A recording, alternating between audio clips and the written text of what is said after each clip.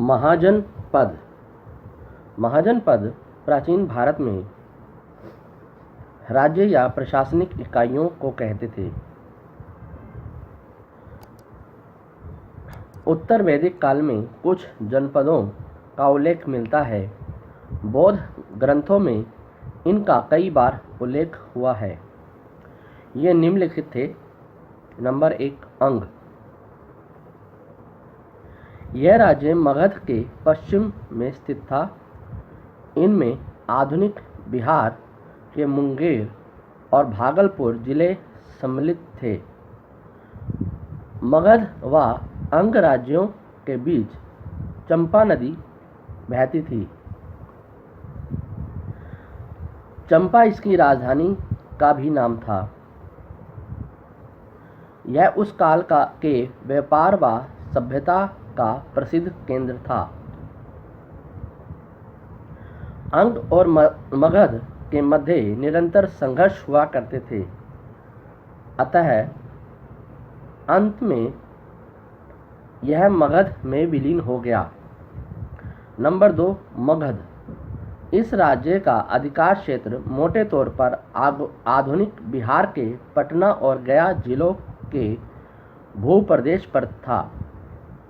इसकी प्राचीन राजधानी गिरिब्रज थी। बाद में राजगृह व पाटलिपुत्र राजधानी बनी। प्रारंभ में एक छोटा राज्य था, पर इसकी शक्ति में निरंतर विकास होता गया। बुद्ध के काल में यह 4 शक्तिशाली राजतंत्रों में से एक था। नंबर 3, काशी। महाजनपद का काल का सर्वाधिक शक्तिशाली राज्य था। इसकी राजधानी वाराणसी थी, जो अपने वैभव, ज्ञान एवं शिल्प के लिए बहुत प्रसिद्ध थी। महाजन काल का अंत होते होते यह कोसल राज्य में विलीन हो गया। नंबर 4, वत्स। यह राज्य गंगा नदी के दक्षिण में और काशी व कोसल के पश्चिम स्थित था और इसकी राजधानी कौशाम्बी थी, जो व्यापार का एक प्रसिद्ध केंद्र थी। कौशाम्बी इलाहाबाद से लगभग 48 किलोमीटर दूरी पर है। बुद्ध के समय यहाँ का राजा उदयन था, जो बड़ा शक्तिशाली पराक्रमी था। उसकी मृत्यु के बाद मगध ने इस राज्य को हड़प लिया। वत्स का राज्य भी बुद्ध के समय 4 प्रमुख राजतंत्रों में से एक था। नंबर 5, वज्जी। यह राज्य गंगा नदी के तट के उत्तर में नेपाल की पहाड़ियों तक विस्तृत था। पश्चिम में गंडक नदी इसकी सीमा बनाती थी और पूर्व में संभवतः इसका विस्तार कोशी और महानंदा नदियों के तटवर्ती जंगलों तक था। यह एक संघात्मक गणराज्य था, जो 8 कुलों से बना था। बुद्ध और महावीर के काल में यह एक अत्यंत शक्तिशाली गणराज्य था। बाद में मगध के शासक ने इसे अपने राज्य का एक प्रदेश बना दिया। नंबर 6, कोसल। इस राज्य का विस्तार आधुनिक उत्तर प्रदेश के अवध क्षेत्र में था। रामायण में इसकी राजधानी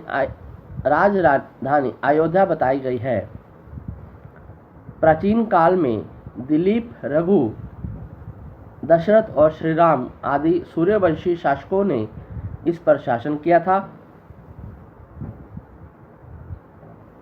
बौद्ध ग्रंथ में इसकी राजधानी श्रावस्ती कही गई है।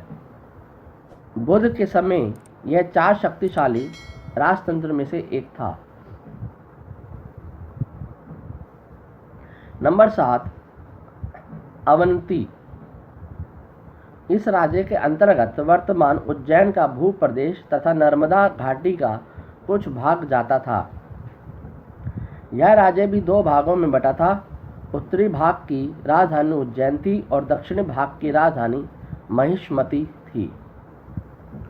बुद्धकालीन 4 शक्तिशाली राजतंत्र में से एक यह भी था।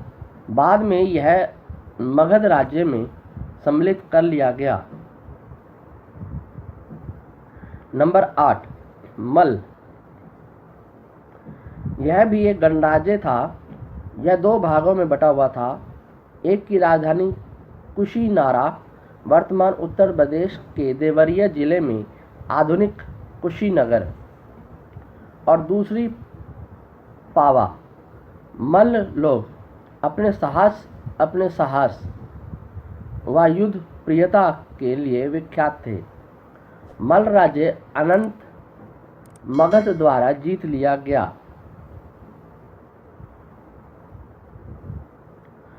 नंबर 9, पांचाल।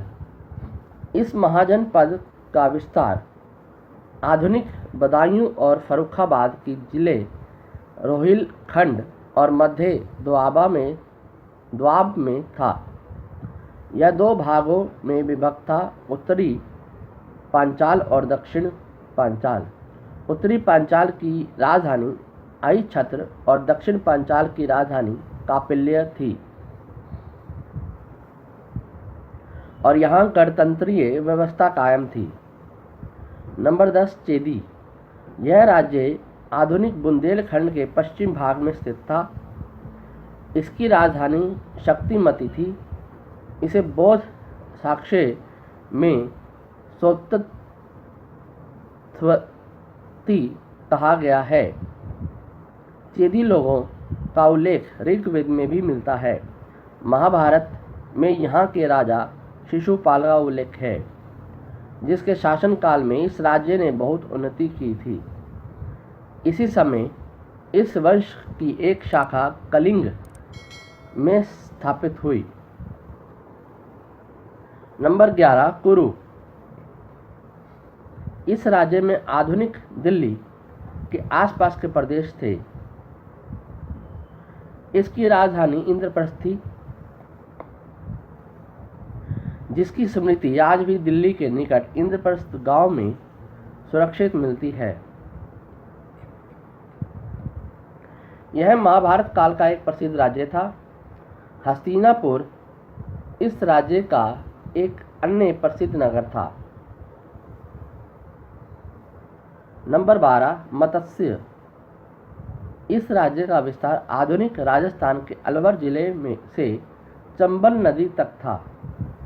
इसकी राजधानी विराटनगर जयपुर से अलवर जाने वाले मार्ग पर स्थित वर्तमान नाम बेराट थी। महाभारत के अनुसार पांडे ने यहाँ अपना अज्ञातवास का समय बिताया था। नंबर 13, कंबोज। इसका उल्लेख सदैव गंधार के साथ हुआ है, अतः यह महाजनपद गंधार राज्य से सटे हुए भारत का पश्चिमोत्तर भाग, कश्मीर का उत्तरी भाग, पामीर तथा बदख्शां के प्रदेश में स्थित रहा होगा। राजपुर और द्वारका इस राज्य के दो प्रमुख नगर थे। यह पहले एक राजतंत्र था, किंतु बाद में गणतंत्र बन गया।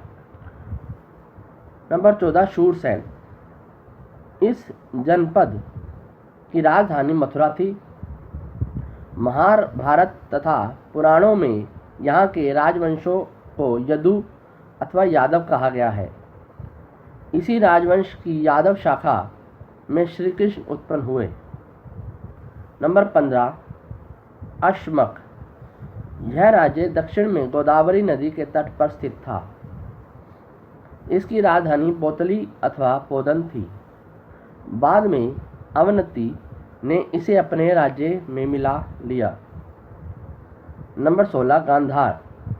यह राज्य वर्तमान पाकिस्तान के पेशावर तथा रावलपिंडी के जिले पूर्वी अफगानिस्तान में स्थित था। इस राज्य में कश्मीर घाटी तथा प्राचीन तक्षशिला का भूख प्रदेश भी आता था। इसकी राजधानी तक्षशिला थी। तक्षशिला का विश्वविद्यालय उस समय शिक्षा का प्रसिद्ध केंद्र था।